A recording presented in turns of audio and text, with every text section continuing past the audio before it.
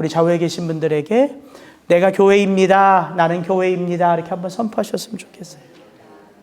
오늘 말씀의 제목이 변화산 위에서입니다. 다음 주 말씀의 제목은 뭘까요?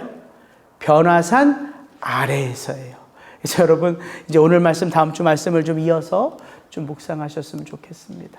오늘 우리가 함께 읽은 이 변화산의 사건은 어디서부터 비롯되냐면 가이사랴 빌립보에서 예수님이 제자들에게 던지신 이 질문 하나로부터 비롯되었어요. 너희는 나를 누구라 하느냐? 여러분 이 질문 하나 때문에 지금 예수님과 제자들 사이에 얼마나 많은 이야기가 오고 갔는지 우리는 지난 2주에 걸쳐서 함께 나누었지요. 무엇보다 성경에서 가장 위대한 신앙 고백이 베드로의 입술에서 이렇게 터졌지요. 주는 그리스도시요 살아계신 하나님의 아들이시니이다. 이 신앙 고백 위에 예수님이 또한 당신의 교회를 처음 말씀하셨어요. 내가 이 반석 위에 내 교회를 세우리니 음부의 권세가 이기지 못하리라. 뿐만 아니라 바로 이때로부터 비로소 예수님은 제자들과 함께 올라가는 이 마지막 예루살렘의 여정이 어떤 의미인지를 밝히시지요. 고난과 죽음이 기다리는 여정이요 부활의 영광이 선포되는 여정이라 처음 그 제자들에게 순환받으실 것을 말씀하셨어요. 그런데 이 제자들이 누군들 그 이야기를 듣고 다 이해할 수 있으며 그 마음에 채우며 품을 수 있겠습니까? 그래서 성격 급한 베드로가 또 나서죠. 예수님, 어떻게 당신이 이렇게 말씀하실 수 있습니까? 그러다가 이 베드로가 어떻게 혼쭐이 납니까? 사탄아, 내 뒤로 물러가라. 너는 나를 넘어지게 하는 자로다. 그렇게 말씀하시면서 예수님은 이에 어떻게 제자들이 예수 그리스도를 따라야 하는지 자기 부인과 자기 십자가를 지고 나를 따를지니라 제자도에 대하여 말씀을 하십니다. 그리고 오늘 이 변화산 사건은 이 일련의 예수님과 제자들이 나누었던 모든 이야기의 마치 결론처럼 예수님이 특별히 3명의 제자들을 따로 데리시고 그 높은 산으로 올라가셔서 거기서 놀라운 체험을 하게 하시지요. 과연 이 변화산에서 예수님이 변형하신 그 모습의 의미는 무엇이며 과연 그 모습을 보여주신 것은 제자들과 오늘 이 땅의 교회로 살아가는 저와 여러분들에게 어떤 가르침을 주시기 위함인가 한번 살펴보며 얘기를 좀 나누기를 원합니다. 오늘 말씀 우리 2절부터 4절 다시 한번 읽어볼까요? 엿새 후에 예수께서 베드로와 야고보와 요한을 데리시고 따로 높은 산에 올라가셨더니 그들 앞에서 변형되사 그 옷이 광채가 나며 세상에서 빨래하는 자가 그렇게 희귀할 수 없을 만큼 매우 희어졌더라. 이에 엘리야가 모세와 함께 그들에게 나타나 예수와 더불어 말하거늘. 동일한 내용을 다루고 있는 다른 복음서를 참고해 보면 예수님이 이 3명의 제자들을 데리고 그 높은 산에 왜 올라가셨지요? 누가복음에 보면 기도하러 올라가셨어요. 언제 예수님의 모습이 변형되셨죠? 기도하시는 중에 변형되셨어요. 여러분 기도가 이렇게 놀라운 은혜를 우리로 체험케 합니다. 기도하시는 중에 예수님의 얼굴로부터 그 입으신 옷에 이르기까지 모든 것이 마치 해처럼 밝게 빛나게 변화되셨다는 거예요. 그렇다면 이제 이 변화산 사건은 어떻게 보면 예수님의 사역의 큰 전환점이죠. 이제 변화산에서 내려오셔서 예루살렘으로 올라가시면서의 여정은 이제 마지막 여정이에요. 그러니까 이 변화산에서 주어지는 이 놀라운 체험은 뭔가 의미가 있다는 것이죠. 그 의미가 뭔가? 저는 오늘 2가지만 좀 나누기를 원해요. 첫 번째, 신앙의 핵심은 다름 아닌 변화다. 여러분 왜 우리가 신앙의 길을 걸어요? 변화되기 위함이에요. 오늘 예수님이 이렇게 놀라운 영광의 모습으로 변화되신 것은 무엇을 보여주는 것일까요? 여러 가지가 있겠죠. 무엇보다 첫째, 부활의 영광이 마치 이와 같겠지요. 부활의 영광. 둘째, 예수님은 원래 하나님의 본체세요. 그분은 원래 영광스러우세요. 그러니까 예수님은 이제 원래 자신의 모습을 이 세 명의 제자들에게 보여주신 것이라고 말할 수 있지요.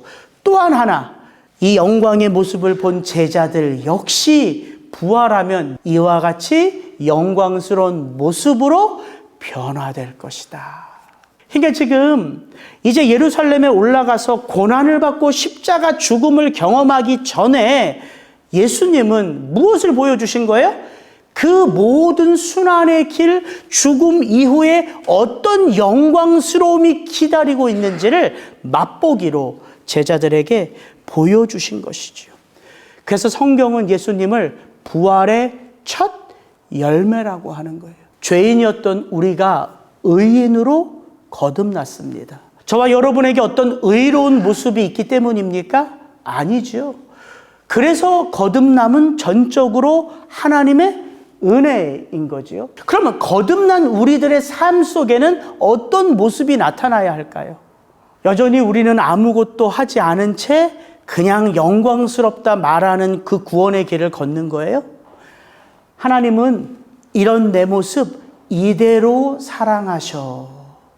이게 맞습니까? 아니요. 하나님은 죄인인 우리의 그 모습 그대로를 사랑하셔서 구원하셨어요. 그러나 구원받은 하나님의 백성들이 여전히 그렇게 죄 짓는 삶의 모습으로 살아가기를 하나님이 원하실까요? 그렇지 않죠. 그래서 지난주에 배운 게 십자가 대속의 의미였죠. 이렇게 제가 나눴어요. 하나님이 죄를 알지도 못하신 이를 우리를 대신하여 죄로 삼으신 것은 같이 있습니다. 우리로 하여금 그 안에서 하나님의 의가 되게 하려 하심이라. 친히 나무에 달려 그 몸으로 우리 죄를 담당하셨으니 같이 읽습니다. 이는 우리로 죄에 대하여 죽고 의에 대하여 살게 하려 하심이라. 이제 우리의 삶 속에, 거듭난 성도의 삶 속에 의로운 삶은 낯선 게 아니에요. 어려운 게 아닙니다. 왜입니까? 우리가 의로우신 구원자 그리스도 예수 안에서 거듭났기에. 의로운 삶은 우리에게 낯선 삶이 아니에요. 예, 우리가 죄인으로 있을 때에는 우리가 마귀의 삶이 훨씬 더 친근하죠. 욕망대로 살고 느낌대로 살고 감정대로 사는 게 훨씬 더 친근하죠. 그게 자연스럽지요. 그러나 우리가 그리스도 예수 그분 안에서 거듭났기에 이제는 죄의 삶보다 더 가까운 삶이 뭐예요? 의로운 삶이라고요. 그래서 예수님은 제자들과 함께 걸으셔야 할 이 예루살렘의 여정이 어떤 여정인지를 고난, 죽음, 부활 이런 것들을 말씀으로만 하셔서 그들이 이것을 다 이해할 수도 없고 마음에 품어 헤아릴 수도 없어요. 그래서 보여주시는 거예요. 이 고난의 여정이 지나가면, 이 십자가 죽음이 지나가면 어떤 영광스러운 모습으로 우리가 변화될 것인지를 미리 우리에게 알려주신다는 거죠. 부활의 영광은 반드시 거쳐야 할 삶의 모습이 있다는 거예요. 이제 그 모든 영광이 다 사라진 다음에 그 산에서 내려오면서 예수님이 제자들에게 이렇게 경고하세요. 그들이 산에서 내려올 때 예수께서 경고하시되 인자가 죽은 자 가운데서 살아날 때까지는 본 것을 아무에게도 이르지 말라 하시니. 여러분, 이게 무슨 말이에요? 너희가 본 이 영광은 언제까지?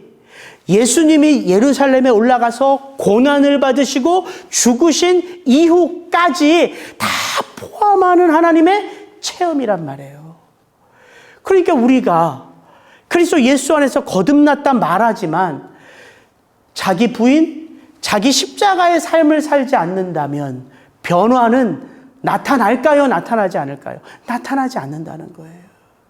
그래서 베드로가 그 예수님과 모세와 엘리야가 예루살렘에 올라가서 별세하심의 이야기를 나눌 때에 베드로가 자기도 이해하지 못하는 말을 하죠. 주님, 여기가 좋사오니 여기서 초막셋을 짓고 우리가 영광스러운 이 자리에 머물겠습니다. 예수님, 모세, 엘리야, 하나님, 그 누구도 베드로의 그 말에 대꾸하시는 분이 있어요, 없어요? 없어요. 영광의 체험은 변화산 위에서 일어나는 일입니다. 그러나 영광의 성취는 어디에서 일어날까요? 변화산 아래에서 일어나요. 그래서 저는 다음 주에 어느 순간 땡스기빙이더라고요. 어느 순간 땡스기빙 설교를 제가 준비해야 되겠더라고요. 이제 본문을 잡아야 되는데 제 마음 가운데 그냥 또 낯선 본문 하나를 잡아서 감사를 만들어내는 설교를 하고 싶지가 않더라고요. 그래서 가만히 이번 주에 이 말씀을 묵상해 보니까 그렇지, 감사는 우리의 삶의 자리, 현실, 그 치열한 전쟁이 있는 현실 속에서의 감사가 참 감사잖아요. 가만히 보니까 변화산 위에서의 영광이 변화산 아래에서 성취되는 삶, 그 치열한 전쟁 속에서 성취되는 것 아닙니까? 그래서 그 본문을 뚫어져라 살펴보면 분명 저와 여러분이 감사할 것이 있겠거니 하는 생각이 들더라고요. 그래서 용기를 가지고, 귀신 들린 아이의 이야기가 참 땡스기빙 때 나누기는 쉽지 않은 이야기지만 한번 들여다보기를 축복합니다. 어떤 감사를 하나님이 우리의 그 삶의 현장에서 고백하기를 원하시는지, 한 주 여러분의 삶 가운데 그런 말씀이 좀 깊이 묵상되어지기를 축복합니다. 이 변화산에서 제자들과 우리들에게 비춰진 그 변형된 예수님의 그 모습, 이 모습을 성경의 가장 마지막 책인 요한계시록에 보면 요한이 체험해요. 오늘 이 변화산에서 이 변화된 예수님을 본 자가 누굽니까? 베드로와 야고보와 요한이에요. 여러분, 왜 이 세 사람일까요? 성경은 말하지 않아요.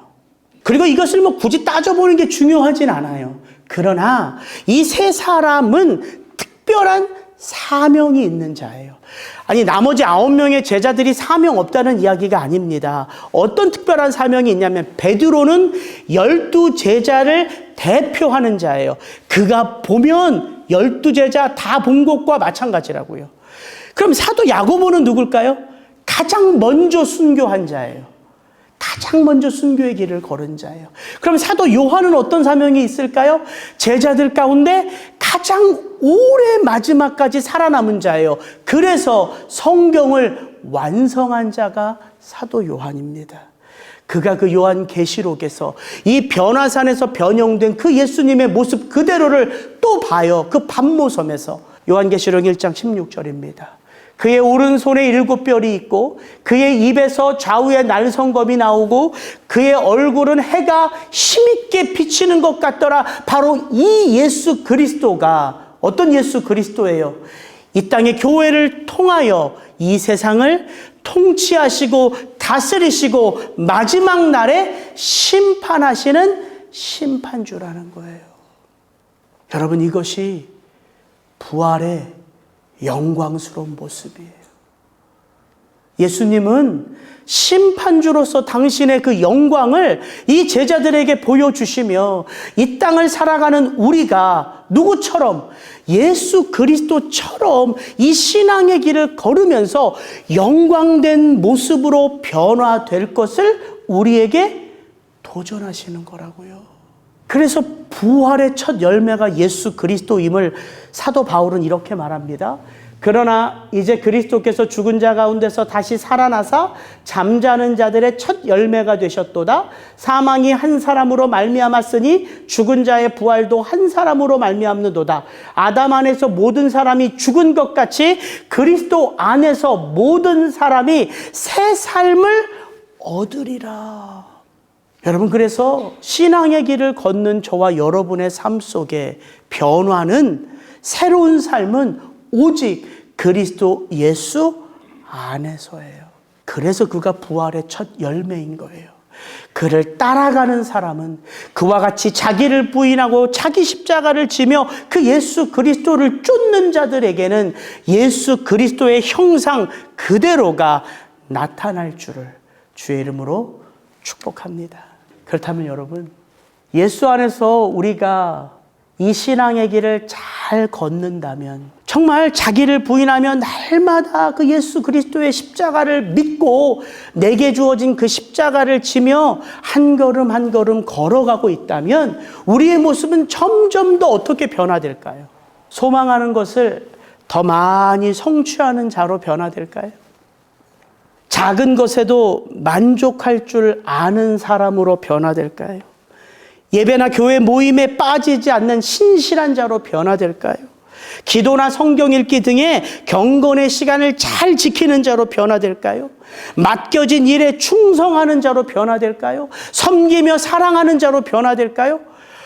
끝도 없이 제가 예를 들 수 있겠더라고요.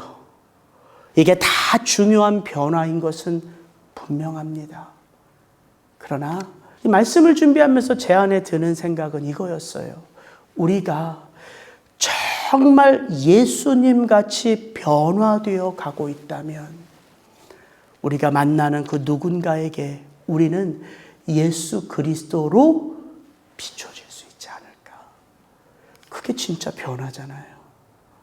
그게 우리가 그리스도의 향기요, 그리스도의 편지요, 그리스도의 대사라고 부르는 것 아닙니까?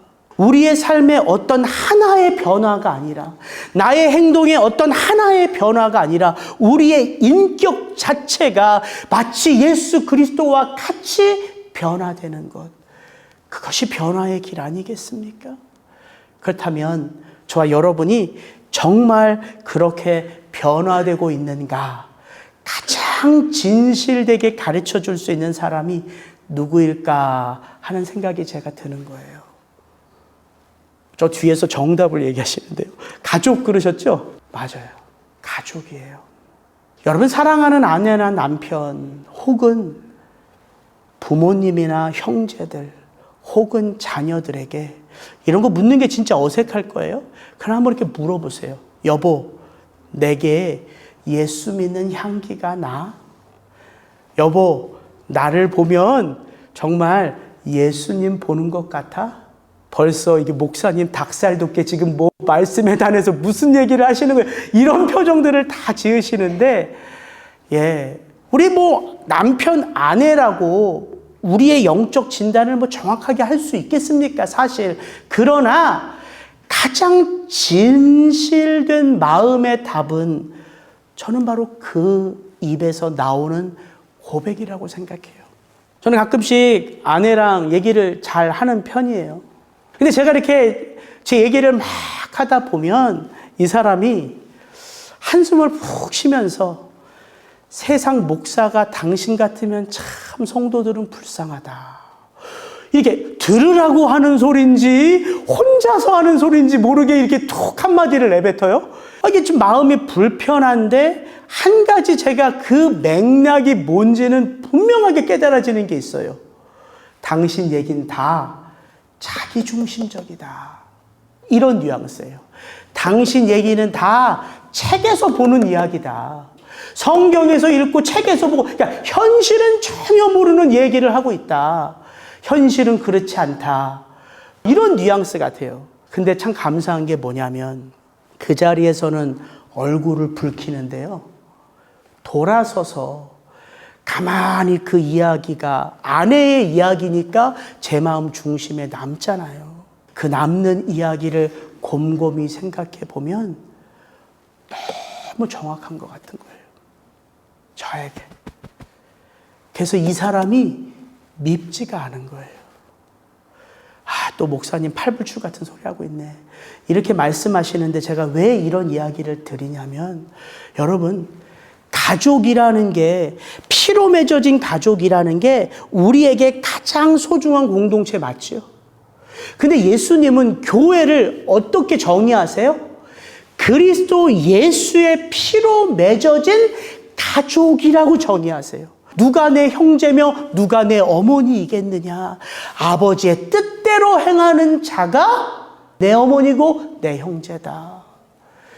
교회는요, 머리 되신 하나님 아버지를 함께 모시는 가족 공동체예요. 그러니까 가만히 돌아보니까, 그렇지, 내가 변화되는 그 변화를 가장 먼저 캐치하는 것도 가족이고요. 가장 먼저 그 열매를 누려야 하는 대상도 가족이고요. 내가 변화되지 못하는 삶을 이 땅에서 헤매고 살아갈 때 가장 먼저 손가락질해야 되는 대상도 가족이란 사실이에요. 여러분, 이게 교회의 영광이라는 거예요. 이게 교회의 영광이라는 거예요. 그냥 당신 좋고 나 좋고 그냥 여기서 얼굴만 맞대고 그냥 돌아가는 것이 교회 공동체가 아니라, 우리의 변화를 집어줄 수 있고, 우리의 변화에 감사할 수 있고, 우리의 변화를 위하여 기도해 줄 수 있는 공동체, 그게 지금 이 땅에 필요한 교회 공동체 아니겠습니까? 누가 나를 그렇게 사랑해줘요? 누가 나를 그렇게 걱정해줘요? 가족 외에 없습니다. 그래서 제가 예수님이 제자들에게 변화된 모습을 보여주신 것, 그리고 예수님은 변화된 모습을 보여주셨을 뿐만 아니라 그 산에서 내려오셔서 그 십자가를 향하여 그 걸음을 옮기세요. 누가 먼저 십자가를 지셨다고요? 예수. 누가 먼저 고난을 받으셨다고요? 예수. 우리를 그렇게 고난받으시고 십자가를 지신 당신의 사랑 안에서 잉태하셨다고요. 두려워하지 말라는 거예요. 내가 너와 함께하는 너의 영혼의 그림자라는 거예요. 자기 부인, 자기 십자가 너의 힘으로 지는 게 아니라 함께 짊어지고 가는 변화의 여정이라는 거예요. 이걸 보여주신 거예요. 그래서 저와 여러분의 삶 속에 정말 변화를 여러분 마음에 염두에 두고 살아가신다면, 어색해도 닭살이 돋아도 가끔씩 물어보세요. 그래서 저는 여러분들하고 이거 하나는 분명하게 나눌 수 있어요. 제 변화되는 삶의 모습, 저희 가족 식구들이 가장 먼저 캐치합니다. 그 다음에 성도님들이 가장 먼저 캐치해요. 동일하게 여러분의 변화되는 삶의 모습, 가장 먼저 여러분의 가족이, 가장 먼저 우리가 캐치하고 있다는 사실이에요. 그래서 우리가 신앙의 동역자고 신앙의 중보자란 사실이에요. 여러분 기억하십시오. 변화, 함께 이루어가는 열매라는 사실입니다. 두 번째, 신앙의 핵심은 다름 아닌 그의 말을 듣는 거예요. 변화산에서 예수님이 변형되신 모습, 그리고 모세와 엘리야, 이 성경을 상징하는 거거든요. 구약 성경을 상징하는 거예요. 다 예수 그리스도를 나타내주는 인물들입니다. 그렇게 모세와 엘리야와 예수님이 더불어 예루살렘에 올라가서 별세할 이야기를 하실 때에 베드로가 쓸데없는 말을 고백하죠. 그리고 구름이 하나님의 임재의 상징이죠. 그 구름이 온 사람들을 다 덮은 다음에 이렇게 하늘에서 음성이 들려와요.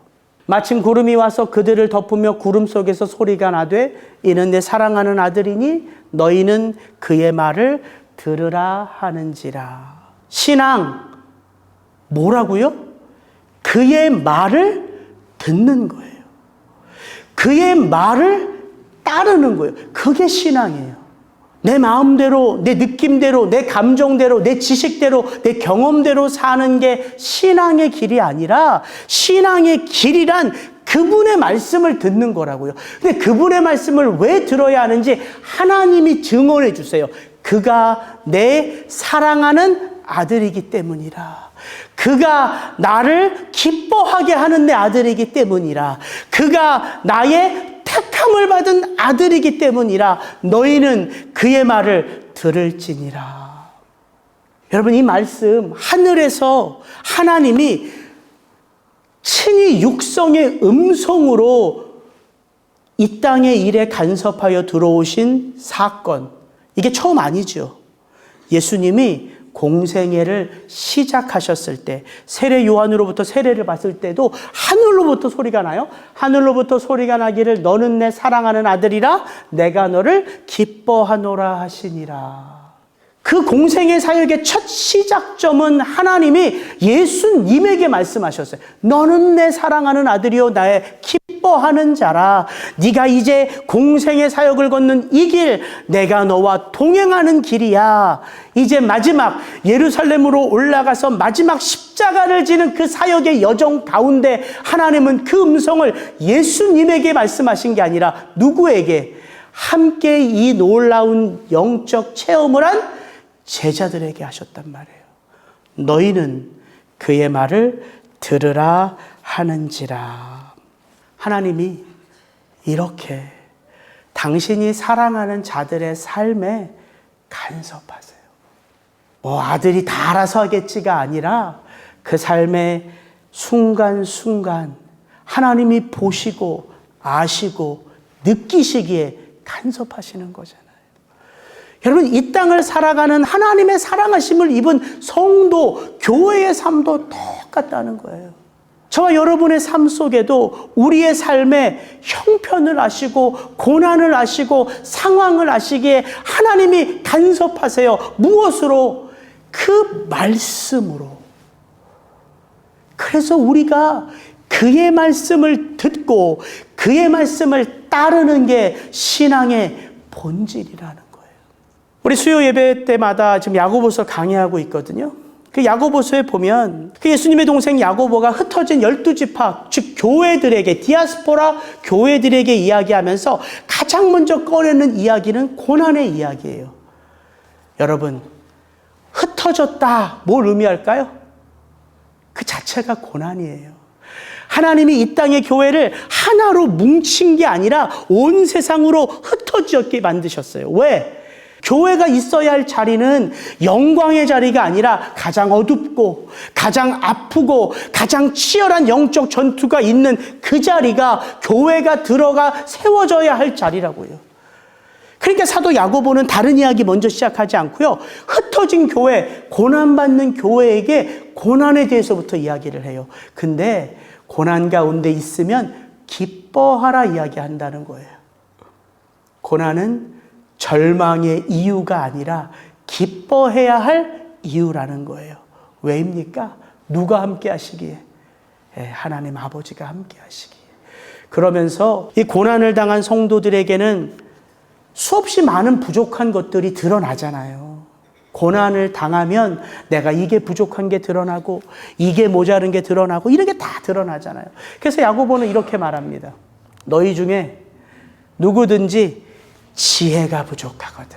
그러니까 부족한 걸 하나만 딱 언급해요. 그게 뭐예요? 지혜라는 거예요. 지혜. 너희 중에 누구든지 지혜가 부족하거든. 이 야고보 사도가 말하는 지혜는 잠언에서 말하는 하나님을 모든 순간순간마다 기쁘시게 하는 지혜, 예수 그리스도를 말하는 거예요. 너희 중에 누구든지 지혜가 부족하거든, 예수 성령이 부족하거든, 모든 사람에게 후히 주시고 꾸짖지 아니하시는 하나님께 구하라. 그리하면 주시리라. 하나님이 어떠신 분이에요? 구하면, 진실하게 구하면 아낌없이 주시는 분이에요. 오늘 하나님이 제자들에게 변화산에서 말씀하시잖아요. 너희는 그의 말을 들으라. 그의 말을 듣고 그에게 구하면 아낌없이 주신다는 거예요. 그러면서 야고보 사도는 이 하나님이 말씀을 주시고 말씀을 심으시고 이 의미가 뭔지를 야고보서 1장 17절 18절에 이렇게 풀어줍니다. 요건 같이 한번 읽어볼게요. 온갖 좋은 은사와 온전한 선물이 다 위로부터 빛들의 아버지께로부터 내려오나니 그는 변함도 없으시고 회전하는 그림자도 없으시니라. 그가 그 피조물 중에 우리로 한 첫 열매가 되게 하시려고 자기의 뜻을 따라 진리의 말씀으로 우리를 낳으셨느니라. 우리를 그가 낳으셨어요. 무엇으로? 진리의 말씀으로. 복음으로 낳으셨다는 거예요. 우리가 거듭남은 내게 다시 살아갈 제2의 인생이 주어졌구나, 이 의미도 있지만 더 중요한 건 그게 아니에요. 또 똑같이 다시 태어나 다시 살아가면서 똑같이 죄지면서 살아가면 그게 무슨 2차의 삶이겠어요. 우리가 복음 안에서 거듭났다는 거예요. 복음의 DNA로 거듭났다는 거예요. 이제 성경을 읽으면요, 말씀을 들으면요, 여러분은 신학자가 아니어도 깨달을 수 있어요. 내가 누구의 말을 쫓아서 살아야 하는지, 내가 누구의 말씀을 따라서 결정해야 하는지, 이게 우리 모두에게 다 주어진 은혜란 말입니다. 여러분, 말씀으로 거듭나셨어요. 그래서 여러분, 그분의 말씀을 들을 수 있는 귀가 열렸습니다. 여러분, 요즘 극장 가세요? 요즘 개봉된 영화는요, 영화가 극장에 걸리기 전에 그 영화 속에 아주 클라이막스를 2, 3분 편집해서요, 트레일러로 사람들이, 배급사들이죠, 유튜브에 그 트레일러를 다 뿌려요. 제1차 트레일러, 2차 트레일러, 3차 트레일러. 그럼 그 트레일러 2, 3분짜리 그 영상을 보면, 이 영화 진짜 재밌겠다, 이렇게 극장을 가는 거예요. 왜냐하면 극장에 포스터 하나로 그 영화를 다 알 수가 없거든요. 기가 막힌 거죠. 오늘 이 변화산 체험, 트레일러 같지 않습니까? 그 마지막 날 우리가 변화될 그 영광스러운 모습의 트레일러. 여러분, 영화 배급사들은 돈 벌기 위해서 그 트레일러 만들어요. 도대체 우리 하나님이 뭐가 아쉬워서 그 영광스러운 체험을 우리에게 이렇게 미리서 보여주실까요? 여러분, 이 길이 생명의 길이기 때문이에요. 이 길 걷지 않으면 그 생명을 얻을 수 없기 때문이에요. 그래서 보여주시는 거예요. 두려워하지 마. 염려하지 마. 너가 걷는 길이 아니라 내가 너와 함께하는 길이야. 그래서 요한복음에 보면 예수님이 이렇게 말씀하세요. 나는 생명의 떡이요, 세상의 빛이요, 양의 문이요, 선한 목자요, 부활이요, 생명이요, 길이요, 진리요, 생명이요, 참 포도나무요. 예수님이 왜 이렇게 선포하셨을까요? 우리가 이 길, 나를 부인하고 내 십자가를 지고 이 길을 걸으면서 우리가 무엇을 체험한다고요? 빛 대신 예수, 생명 되신 예수, 떡 되신 예수, 양의 문이 되고 길이요, 부활이요, 진리요, 생명이요, 참 포도나무 되신 예수 그리스도를 우리가 체험한다고요. 체험하니까 변화되고요. 변화되니까 그 말씀에 사무치게 되고 꽂히게 되고 그 말씀을 따라가게 된다고요.